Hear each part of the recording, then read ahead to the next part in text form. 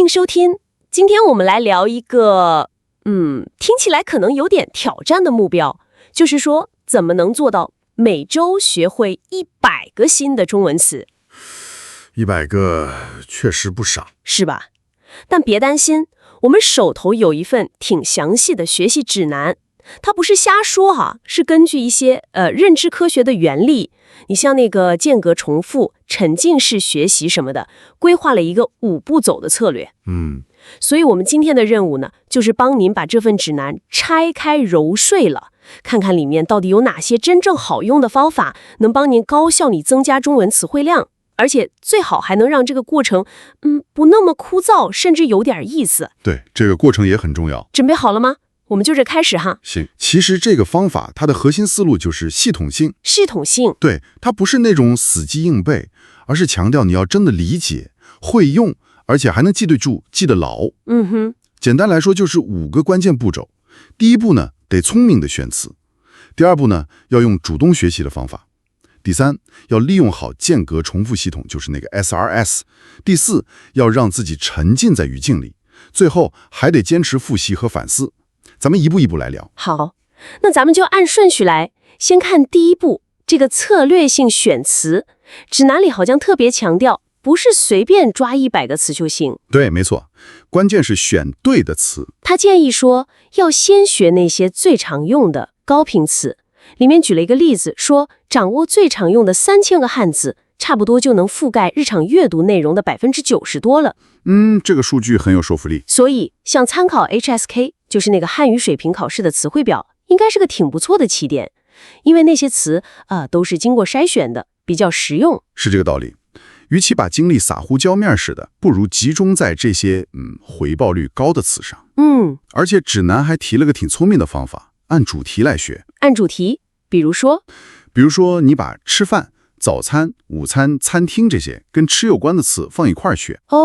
这样有关联。对，利用这种意义练习，词和词之间就能搭上线，大脑就更容易记住它们，而不是觉得是一堆零散的东西。这个我理解了，而且还得考虑个人需求吧。比如我学中文是为了工作，那可能跟工作相关的词就得优先学。当然，非常对。指南建议每天学大概14到15个新词，这么一算，好像压力就没那么大了，是吧？分解下来就好接受多了。而且他还提醒，学词的时候不能光记个意思就完了，汉字怎么写、拼音，还有那个声调，最好再配个例句，都得一起掌握。这个特别关键，真的，从一开始就把发音、声调、基本用法搞准确了，能给后面省特别多麻烦。现在有很多工具能帮忙，像那个 Playco 电子词典，查这些信息就很方便。行，选好词了，接下来第2步，怎么主动学习？光看着肯定不行。对，必须要让大脑动起来，死看是记不住的。指南里提到可以利用汉字本身的特点，比如有些字是象形的，像山，你看它长得就像山。利用这种联想，或者他还建议可以编个小故事。编故事？对，把当天要学的几个词儿稍微串一下，编一个有情节的小段子，这样印象更深。听起来挺有意思的。这里其实涉及一个重要的学习原理，叫提取练习。提取练习就是说，你学了之后，不能光放那儿，要立刻试着去回忆它，把它用出来。比如说，试着写一写，或者把它读出来。就是主动往外拿东西。对，研究早就证明了，这种主动回忆的动作，比你反复去看那个词儿，更能把这个记忆给盯牢。同时呢，还要调动多种感官。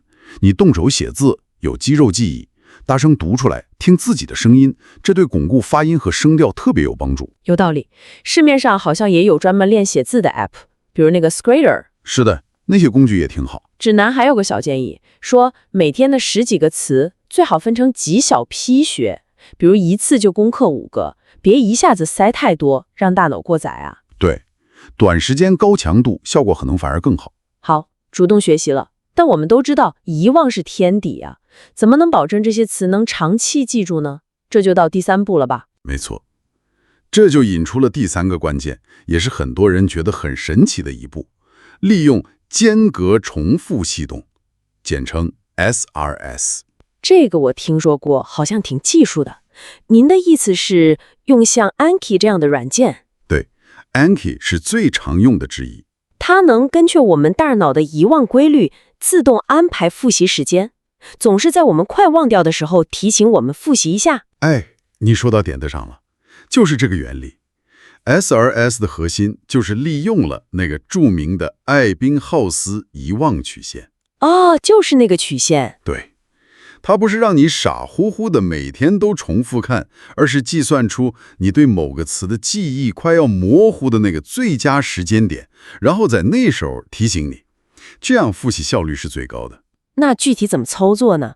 自己做卡片？是的，你需要自己创建电子卡片，每张卡片上要有汉字、拼音、词义、声调，最好再加个例句，信息要全。然后每天呢，就固定花个大概20到30分钟，用这个软件来复习卡片。软件会自动推送当天需要复习的。指南好像还建议，每天往系统里加的新卡片数量，最好就控制在咱们前面说的14、15个左右。对，这个很重要，不能贪多，不然第二天、第三天需要复习的卡片就会堆积如山，压力太大就坚持不下去了。有道理。他还提到，好像早上或者晚上睡前复习效果会更好一些，说睡眠有助于巩固记忆。这个说法是有科学依据的，睡眠确实对记忆整理和巩固很有帮助。好，选词、主动学，用 SRS 复习，词算是记住了，但光记住还不行啊，得会用才行。对，这就到了第4步，语境沉浸。不能光学死词，要学活词，要把自己放到真实的中文环境里去。没错，指南建议，比如可以多看看中文的电视剧、电谣，听听中文播客，或者读点新闻。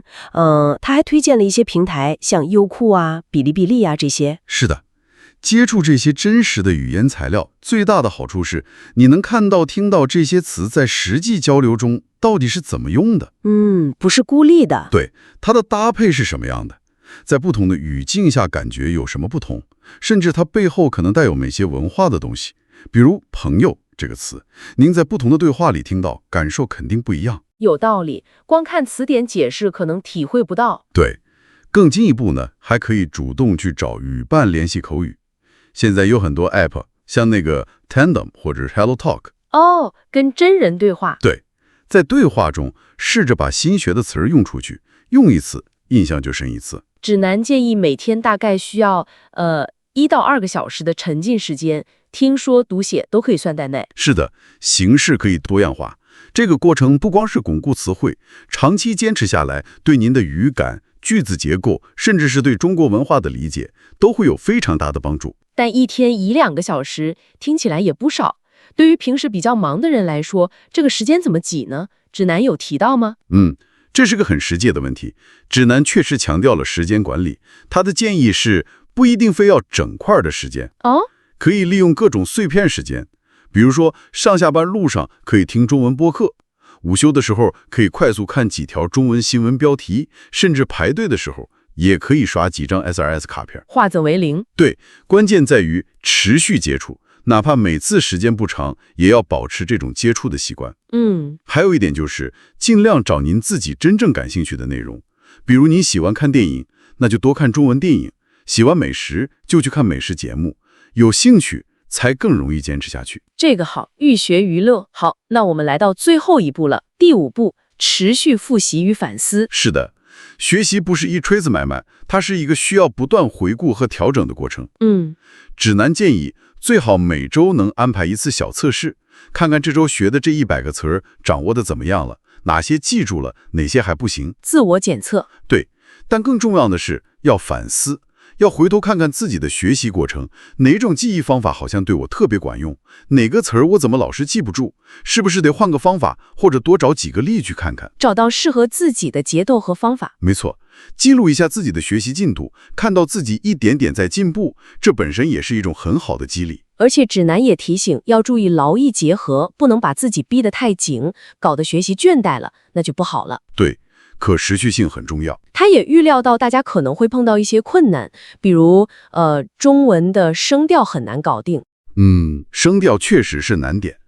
指南建议可以做一些专门的听力辨析练习，或者跟读模仿。还有汉字，看着那么复杂。可以试着把汉字拆分成不同的部件，偏旁部首来记，或者利用一些讲汉字故事的资源。如果实在觉得时间不够用呢？那就像刚才说的，把碎片时间利用到极致，积少成多。明白了。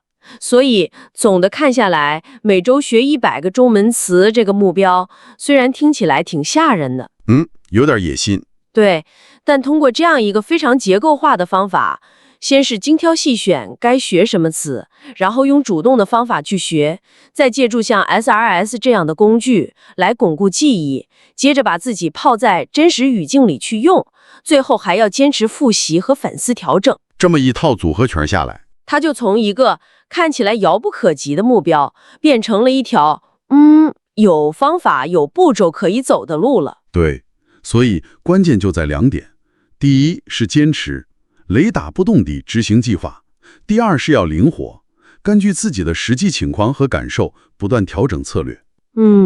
您会发现，这个过程其实不单单是在增加您的词汇量，更重要的是，它在帮您建立一套属于您自己的高效的学习方法和习惯。这可能比单纯记住多少个词更有价值。是的，那么最后也想留给听众朋友们一个思考，就是说，当您专注于用这种很结构化、很高效的方法去快速积累词汇的时候，我们是不是也应该偶尔停下来想一想？想什么？如何在追求这种学习效率的同时，还能保持对语言背后那种生动的文化，以及人和人之间那种自然交流的好奇心和敏感度呢？效率和感受如何平衡？哇，这个问题提得好，效率之上还有更深层的东西，这确实是另一个值得我们继续探索的维度了。感谢您的收听，如果您喜欢本期节目，请订阅、点赞并与朋友分享。